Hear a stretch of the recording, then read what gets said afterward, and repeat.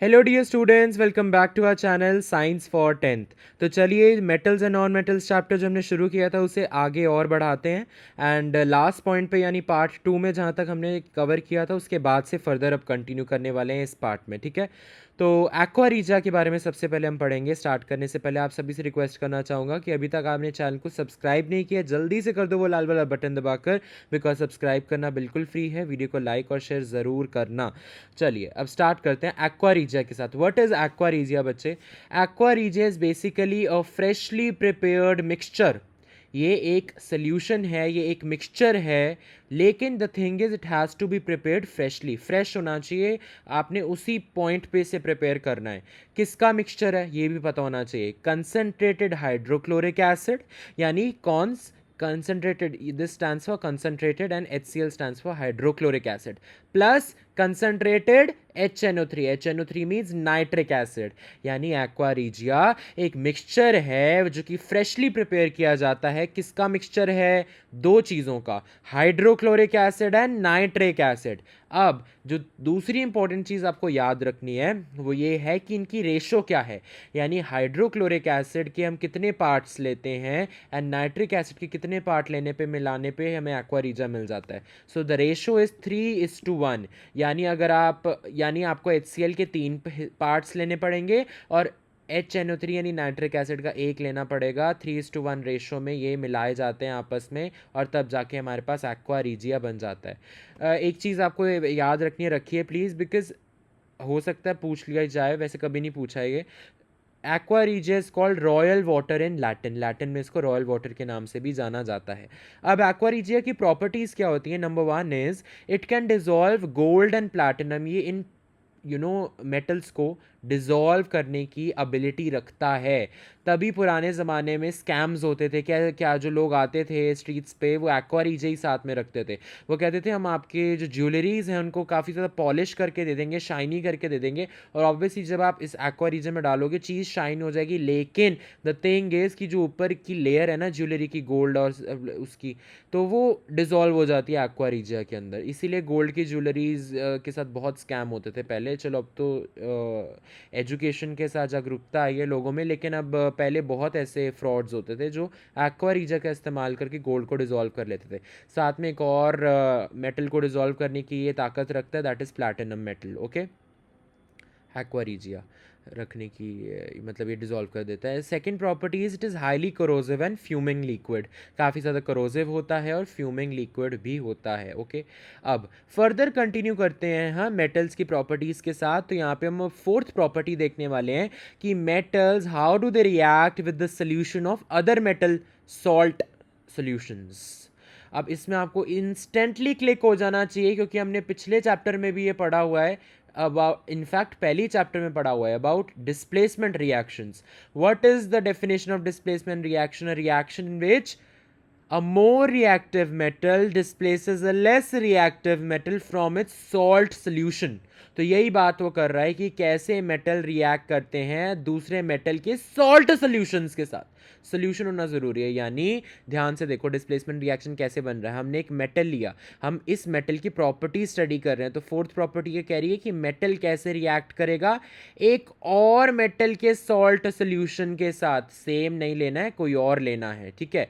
तो अगर ये जो मेटल ए मैंने लिया है, फॉर एग्जांपल मैंने ना एक मेटल ले लिया ए, सूखा मेटल, ठीक है, और मैंने उसे डाला एक सॉल्ट सोल्यूशन किसका? मेटल बी का। लेटर से कोई और मेटल होगा, उसका मैंने घोल दिया पानी के अंदर और सॉल्ट सोल्यूशन ऐसे बन गया। फिर मैंने मेटल ए को डाला, मैंने मेटल बी के उस घोले हुए पानी के अंदर, ठीक है, जिसके अंदर मेटल बी का सॉल्ट घुला हुआ है। तो अब the thing is displacement reaction तभी होगा जब ये ए मेटल जो सूखा समेदा मैंने डाला है ये ज़्यादा रिएक्टिव होगा बी मेटल के साथ।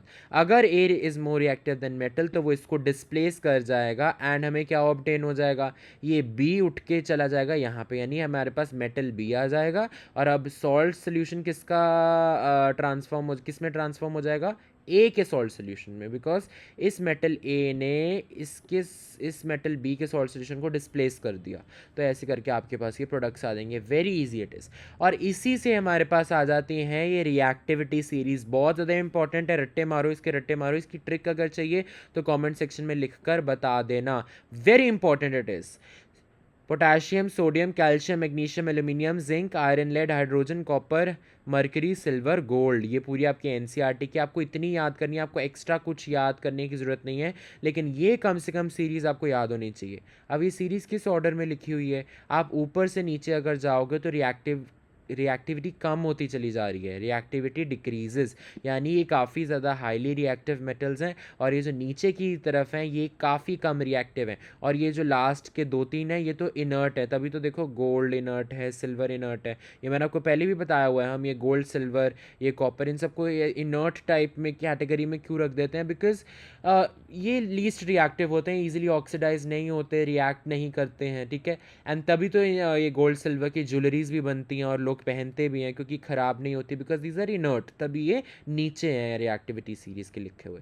वही मैंने आपको ये बताया हुआ है कि सोडियम पोटेशियम के इतने विगरस रिएक्शंस होते हैं, फिर चाहे वो एयर के साथ हो, पानी के साथ हो, ये काफ़ी ज़्यादा हाईली रिएक्टिव मेटल्स होते हैं, इसीलिए इनको ऊपर रखा गया है। और इसी से ना आप बाकी प्रॉपर्टीज़ जो हमने नहीं देखी थी, पानी के साथ कैसे रिएक्ट करते हैं, ये दोनों अलग वे से करते हैं, ये अलग वे से, ये गर्म पानी, मतलब ऐसे करके हमने देखा था। तो आप इस को अगर याद रखोगे ना सीक्वेंस को, तो आप वो पानी के साथ कौन ठंडे से, कौन गर्म से, कौन बिल्कुल नहीं रिएक्ट करता, वो भी आप इससे ना थोड़ा सा हिंट लेके याद रख पाओगे अगर आपको उसमें दिक्कत आ रही है। सिमिलरली एयर के साथ भी आप बेसिकली, ये सबसे ज़्यादा रिएक्टिव हैं, फिर ये मीडियम रिएक्टिविटी, और ये सबसे कम ज़्यादा रिएक्टिव नीचे जो है, ठीक है। तो रिएक्टिविटी सीरीज़ का रट्टा करना है।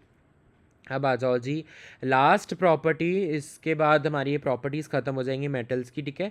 रिएक्शन विद नॉन मेटल, एक मेटल एक नॉन मेटल के साथ रिएक्ट कैसे करता है, ये हमें पता है कि जब एक मेटल एक नॉन मेटल के साथ रिएक्ट करता है तो आयनिक कंपाउंड बनता है। आयनिक कंपाउंड को एक और नाम से जाना जाता है, कौन सा नाम, इलेक्ट्रोवेलेंट कंपाउंड, ठीक है। अगर आपके क्वेश्चन में इलेक्ट्रोवेलेंट कंपाउंड है, समझ जाना आयनिक कंपाउंड पूछा गया है। एंड आयनिक कंपाउंड्स बनते कैसे हैं, ट्रांसफर ऑफ इलेक्ट्रॉन से बनते हैं आयनिक कंपाउंड्स। और ट्रांसफर कहाँ से कहाँ हो रहा है, मेटल से होता है इलेक्ट्रॉन्स का ट्रांसफर, कहाँ पर, नॉन मेटल्स पर। बात समझ में आई। अभी हम जो नेक्स्ट चैप्टर पढ़ेंगे ना, उसमें हम कोवलेंट कंपाउंड के बारे में पढ़ेंगे। कोवलेंट कंपाउंड कैसे बनते हैं, शेयरिंग ऑफ इलेक्ट्रॉन्स से। लेकिन इस चैप्टर में हम पढ़ रहे हैं आयनिक कंपाउंड्स के बारे में।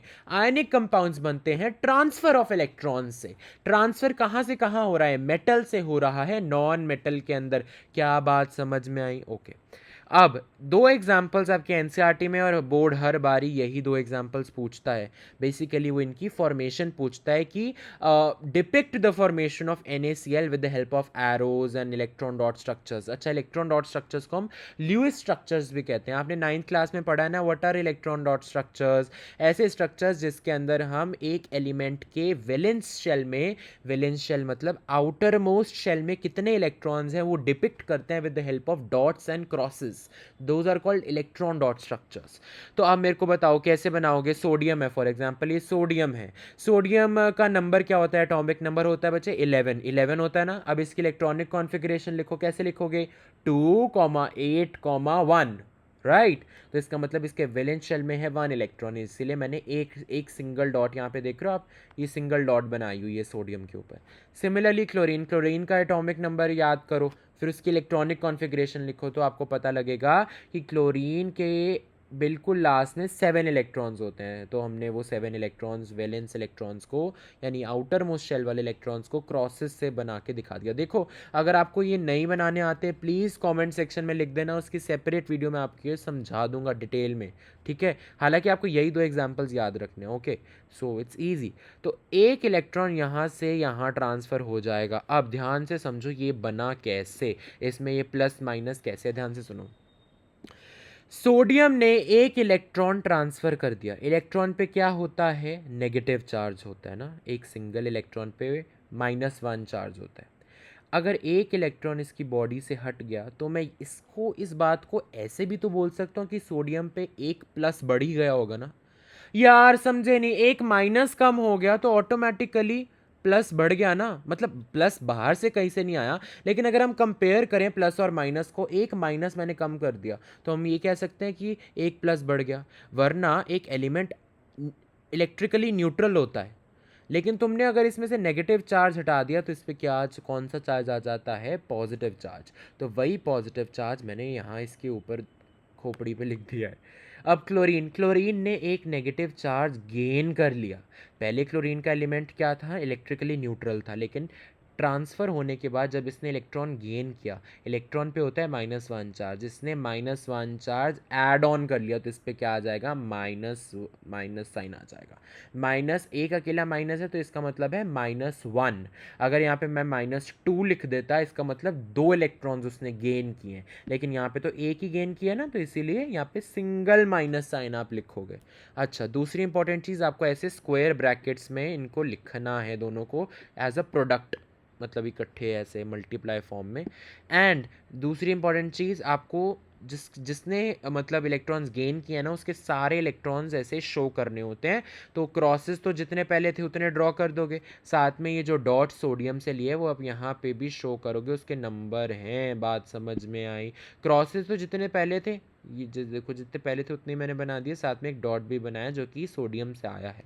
अब देखो दूसरा एग्जांपल देखो, आपको और अच्छा समझ में आएगा, जैसे कि magnesium chloride. Again magnesium chloride के, मैग्नीशियम के आउटर मोस्ट शेल में कितने इलेक्ट्रॉन्स होते हैं, बताओ जल्दी से? 2 इलेक्ट्रॉन्स होते हैं। तभी तो आपको वो याद रखनी है ना चीज़ें, आपको 9th की चीज़ें याद रखनी है। जो फर्स्ट 20 एलिमेंट्स है उसका रट्टा करिए प्लीज़, उसी एटॉमिक नंबर की सीरीज़ में। अगर आपको ट्रिक नहीं आती तो मैं अभी बता देता हूँ। मैंने सिंबल्स की फॉर्म में आपको याद कराता हूँ मैं। ह ही ली भी बकनो, फनी नामा गलसी पस्कल अरे का। तो ऐसे ना मग, मग मतलब मैग्नीशियम, ऐसे आप याद कर सकते हो। Mug, magnesium is on 12th number, यानी मैग्नीशियम का एटॉमिक नंबर इज 12। तो 12 की एटॉमिक मतलब इलेक्ट्रॉनिक कॉन्फ़िगरेशन लिखनी भी आनी चाहिए। क्या हो जाएगी 12 की? 2,8,2, यानी आउटर मोस्ट शेल में है 2 इलेक्ट्रॉन्स। देखो 2,8,2, ये वाला 2 आउटर मोस्ट है, इसलिए 2 इलेक्ट्रॉन्स यहाँ पे मैंने डॉट की मदद से शो कर दिया। अगेन क्लोरीन के पास तो 7 ही वैलेंस है, तो यहाँ पे मैंने क्लोरीन के 7, दो देखो 2 क्लोरीन है ना। अब देखो देखो MgCl2, पैर में जब 2 होता है इसका मतलब वो क्या दर्शाता है, वो ये बताता है कि क्लोरीन के 2 एटम्स हैं। तो क्लोरीन के मैंने 2 एटम्स बना दिए। अब क्या होगा? अच्छा, ये भी मैंने अभी बताया नहीं। 7 इलेक्ट्रॉन्स है, ये गेन क्यों करना चाहेगा? ये इसलिए गेन करना चाहेगा बिकॉज अगर इसने एक गेन कर लिया तो इसके आउटर मोस्ट में कितने हो जाएंगे? 8, एंड ऑक्टेट इसका कंप्लीट हो जाएगा। आपको याद है ऑक्टेट रूल? हर एटम चाहेगा कि उसके आउटर मोस्ट शेल में 8 इलेक्ट्रॉन्स हो जाए ताकि वो स्टेबिलिटी गेन कर ले, और सिमिलरली क्लोरीन भी चाहता है। तो इसलिए इसको सिर्फ एक ही की स्पेस है ताकि इसका ऑक्टेट पूरा हो जाएगा। तो पहले से 7 इलेक्ट्रॉन्स थे, अगर एक और आ जाएगा 8 हो जाएंगे, तो इसने मैग्नीशियम का एक अपने अंदर ट्रांसफ़र ले लिया। सिमिलरली दूसरा वाला क्लोरीन भी दूसरा बचा हुआ मैग्नीशियम का अपने अंदर ले लेगा, तो दोनों के ऑक्टेट पूरे हो गए, दोनों खुश, मैग्नीशियम भी खुश। तो अब मैग्नीशियम ने 2 इलेक्ट्रॉन्स डोनेट कर दिए, उसने लूज़ कर दिए 2 इलेक्ट्रॉन्स, तो उस पर कौन सा चार्ज आ जाएगा? +2 का आ जाएगा। पहले क्या था, सोडियम ने एक लूज़ किया था तो उस पर +1 का चार्ज आया था। अब यहाँ पे मैग्नीशियम ने 2 लूज़ कर दिए तो मैग्नीशियम पे +2 चार्ज आ जाएगा। बात समझ में आई? ऐसे आप याद रखो, समझो चीज़ों को, इसमें समझने वाला, अब इसमें रट्टे वाले नहीं, समझने वाली चीज़ है। अब बहुत ध्यान से सुनिए। क्लोरीन के यहाँ पे 2 एटम्स हैं, लेकिन आपने दर्शाना या मतलब बेसिकली आपने लिखना एक ही एटम को है, लेकिन स्क्वायर ब्रैकेट में आप नीचे 2 लिख दोगे कि भी ऐसे से 2 बने हैं हमारे पास, ठीक है। अब क्लोरीन के एक एटम ने एक ही इलेक्ट्रॉन गेन किया ना, देखो इस एटम ने एक इलेक्ट्रॉन गेन किया है, इस एटम ने एक इलेक्ट्रॉन गेन किया है, तो वो एक इलेक्ट्रॉन मैंने यहाँ पे शो कर दिया, क्योंकि इस क्लोरीन के एटम ने एक इलेक्ट्रॉन गेन किया है, इसलिए मैंने -1 का चार्ज यहाँ पे लिख दिया है। अब ऐसे क्लोरीन कितने हैं? 2 है ना, जो मतलब गेन करने के बाद स्टेबल हो जाएंगे, इसलिए मैंने स्क्वायर ब्रैकेट के बाहर 2 लिखा है। अब पूछोगे आप क्लोरीन के ऊपर आपने -2 क्यों नहीं लिखा, क्योंकि 2 हैं। अरे यार, ये -2 तो एक के ऊपर कितना चार्ज है वो बताता है ना। जो खोपड़ी पे चार्ज लिखते हो वो ये बताता है, जो इसके सर पे चार्ज लिखते हो वो ये बताता है कि उस पर्टिकुलर एक एटम पर कितने चार्ज आए। अब इस पर्टिकुलर एक पर, एक क्लोरीन के एटम पे तो एक ही -1 चार्ज आया ना, एक ही -1 चार्ज आया ना, क्योंकि इस अकेले ने तो सिर्फ एक ही गेन किया है ना, तो -1 चार्ज ऐसे। हाँ, 2 हैं यहाँ पे तो बाहर ब्रैकेट के 2 लिख देने का, वेरी सिंपल इट इज़, ठीक है। कोई भी डाउट है बता देना, I take more examples in the next explain, आपको अगर कोई नहीं समझ में आया। प्रॉपर्टीज़ ऑफ आयनिक कंपाउंड्स पे अब आ जाइए जल्दी से, ठीक है। हमने प्रॉपर्टीज़ मेटल्स की पढ़ी, नॉन मेटल्स की पढ़ी, फिर हमने मेटल्स के रिएक्शंस पढ़े, है ना। और अब हम आयनिक कंपाउंड्स पढ़ रहे हैं, आयनिक कंपाउंड्स की प्रॉपर्टीज़ पढ़ते हैं। Number one is they are solids, they are hard brittle, नाम से ही पता लग रहा है हार्ड होते हैं, सॉलिड होते हैं, ठीक है। अब इसका रीज़न भी आपको पता होना चाहिए, because in boards they ask, okay, why, because of strong forces of attraction between the positive and the negative ions. आपको पता है ना आयनिक कंपाउंड्स किससे मिलके बने, अब ये देख लो आप, MgCl2 मैग्नीशियम क्लोराइड, ये एक आयनिक कंपाउंड क्यों है, बिकॉज देख लो यहाँ पे पॉजिटिव आयन भी है, नेगेटिव आयन भी है, और ये आपस में अट्रैक्टेड है। अभी आपने इनकी फॉर्मेशन देखी ना, तो समझो भी, प्रैक्टिकलिटी में समझो, ठीक है।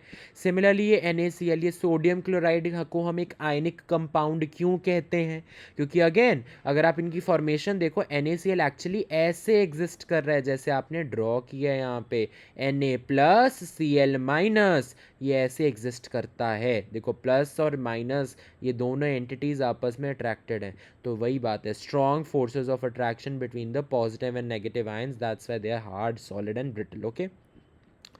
Next, they have high melting and boiling point. Why? The reason is because large amount of energy is required to break the strong interionic forces. ये जो पॉजिटिव आयन और ये जो नेगेटिव आयन है, इनके बीच में इंटर आयनिक फोर्सेस हैं, inter ionic forces हैं, वो काफ़ी ज़्यादा स्ट्रांग होते हैं और उनको तोड़ने के लिए काफ़ी ज़्यादा एनर्जी देनी पड़ती है। एंड आप खुद ही मुझे बताओ, कॉमन सेंस इज़ दैट आप ज़्यादा एनर्जी दे रहे हो, ज़्यादा देर तक इतनी ज़्यादा एनर्जी लग रही है, फिर भी नहीं टूट रहे, तो एनर्जी देते जा रहे हो, देते जा, हीट एनर्जी देते जा रहे हो, देते जा रहे हो। देखो बॉन्ड तोड़ने के लिए आपको heat and inter ionic forces को तोड़ने के लिए आपको हीट एनर्जी की रिक्वायरमेंट पड़ती है। आप हीट एनर्जी दे ही जा रहे हो, दे ही जा रहे हो, दे ही जा रहे हो, फिर भी नहीं टूट रहे, फिर भी नहीं टूट रहे, तो देखा जाए मेल्टिंग बॉइलिंग पॉइंट बढ़ता चला जा रहा है ना। मेल्टिंग बॉइलिंग पॉइंट कब बढ़ेगा, जब इतने हाई टेम्परेचर पे भी चीज़ टूट नहीं रही। वही तो यहाँ पे हो रहा है, हम हीट एनर्जी दे ही जा रहे हैं, दे ही जा रहे हैं, टेम्परेचर बढ़ी जा रहा है, बढ़ी जा रहा है, चीज़ टूट नहीं रही है, मतलब high melting and boiling point है। तो इसका रीज़न क्लियर एंड एकदम क्रिस्टल क्लियर होना चाहिए आपको, ठीक है। Third is ionic compounds are soluble in water. आप हायर क्लासेस में ये पढ़ोगे, लाइक डिजॉल्व लाइक, H2O भी आयनिक होता है नेचर में, और ये अपने अंदर आयनिक कंपाउंड्स को इजीली डिजॉल्व कर लेता है, ठीक है। But ionic compounds are not soluble in petrol, kerosene, because they are not ionic, okay, this are organic, okay.